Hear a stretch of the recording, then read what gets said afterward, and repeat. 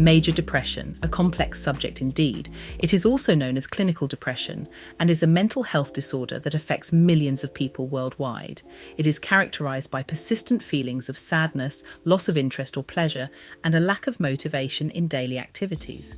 Now, the most common criteria for diagnosing major depression are outlined in the Diagnostic and Statistical Manual of Mental Disorders, DSM-5, which is a widely used guide for mental health professionals.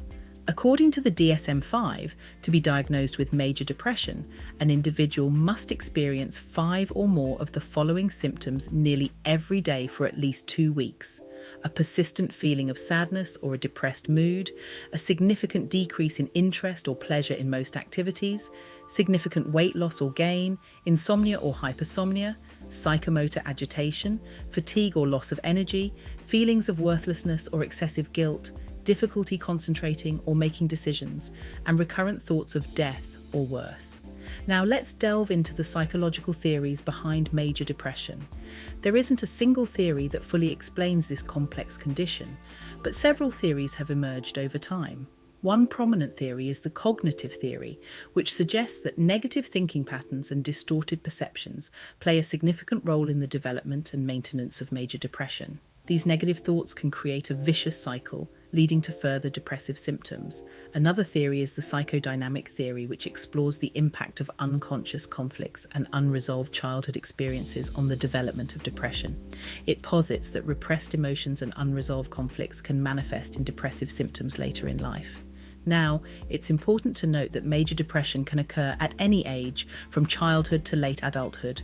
However, it is more commonly diagnosed during adolescence or early adulthood. It affects people from all walks of life, regardless of their social status, background, or achievements. It is a universal condition that can impact anyone.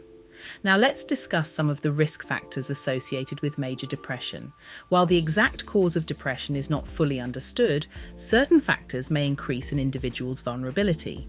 These include genetic predisposition, family history of depression, certain personality traits, stressful life events such as loss or trauma, chronic medical conditions, substance abuse, and imbalances in brain chemicals called neurotransmitters.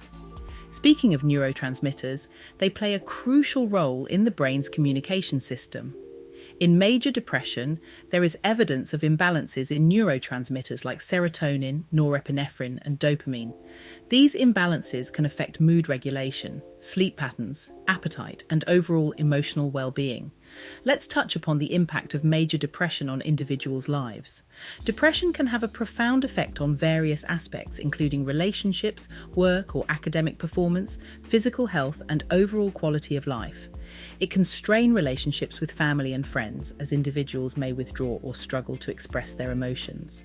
Additionally, it can impair concentration, memory, and decision-making abilities, making it challenging to perform well academically or professionally. Now, let's turn our attention to the intriguing topic of what happens to the brain during major depression. Research has shown that individuals with major depression have alterations in brain structure and function.